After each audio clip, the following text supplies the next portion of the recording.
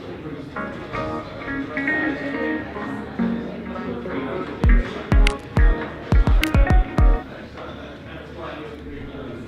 and welcome to OBTV, the place for news, reviews and the latest trends from the promotional merchandise industry. I'm Sarah Penn, I'm Chief Executive Officer of Outstanding Branding, and I am truly privileged to be joined today by Tim Andrews, who's President of ASI, the American Specialty Institute, who provide a range of resources and support for the promotional merchandise industry over in the United States. Mm-hmm. So Tim, welcome to England. Thank you very much. And welcome to OBTV. Great, it's a pleasure. To have you. Real honor. Oh, thank you. Well, you were invited over here to attend Merchandise World, mm-hmm.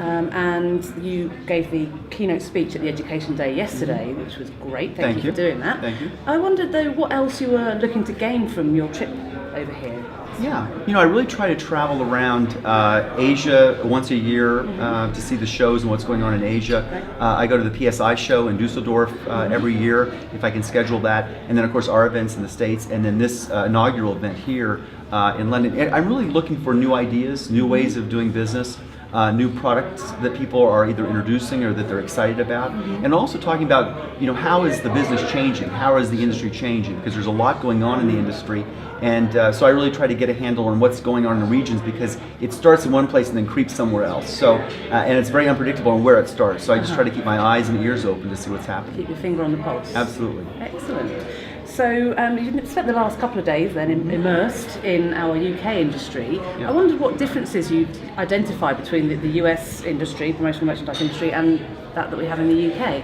I had a question yesterday at the end of the keynote from someone who was talking about the per capita spending on promotional merchandise in the UK and the United States. In the United States, it's quite a lot more on a per capita basis in population, and so I think that's an interesting fact. And I think that we had some conversation about what that is about. And I think what we determined was that in the States, we really are selling the return on investment of merchandise and comparing it to other alternatives in marketing, whether it's yellow pages or whether it's billboards or radio or TV or all the other options. And I think that we're trying to talk in the last couple of days about how distributors in the UK can really be selling more on the ROI and maybe get a higher per capita spend level on promotional items. Okay, to grow the UK industry, so it's Absolutely. In line with the US industry. Okay, so that's one of the differences. How about similarities? What have you seen that's similar, how we do things here to in the States? I think a couple of similarities. One is I think there's a lot of change. I think there's a lot of people saying that we need to become more e-commerce friendly, more responsive and transparent to our customers, so telling them what's going on in their product and their order. So I think that's one similarity. We're seeing that all really around the world, that e-commerce link and that transparency is really important. I think secondly, it's an industry filled with entrepreneurial people, many of whom have a small book of business on their own. They love what they do, and they love working alone or with one or two people in their organization. And that's a similar situation in the United States. We have a lot of smaller distributors that are doing great business because they're really focused on their clients and serving their clients, but they're not part of a big group. Yeah, okay. So one of the things we've just touched on is globalization, and you've mentioned how you like to go around the world and make sure you know what's going on. And globalization, I think, is an issue that's impacting many businesses. What do you think the impact is going to be on the promotional merchandise industry of globalization? Yeah, I think we're seeing a couple of things. I think one, larger clients, the sort of Fortune 2000 type clients, are now looking for a global solution to their the merchandising problem and issue.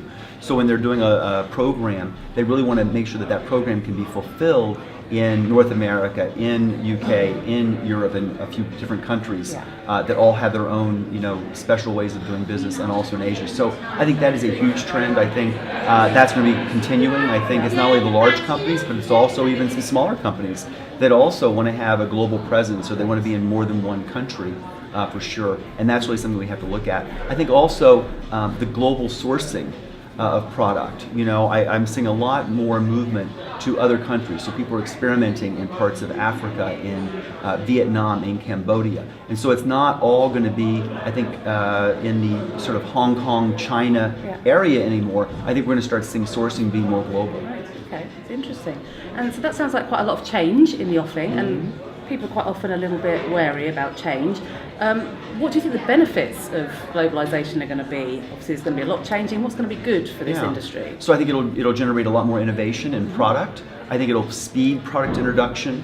You know, I just was in Dusseldorf at the PSI show a couple of weeks ago, and I saw, you know, on several stands there, wireless charging mechanisms. You wouldn't have seen that 6 months ago because that's a new trend. So I think this global sourcing and this sort of globalization allows us to move product more quickly. Take an idea, implement it quickly in a product, and then get it into the marketplace faster than ever. So I think that is really great. I also think competition makes everyone better. Yeah. So if I have a competitor, you have a competitor, I think that is great for the end buyer that wants to have these products and services at a great price, well decorated and delivered to them. So I think that competition and innovation are two great outcomes of change and, you know, global markets.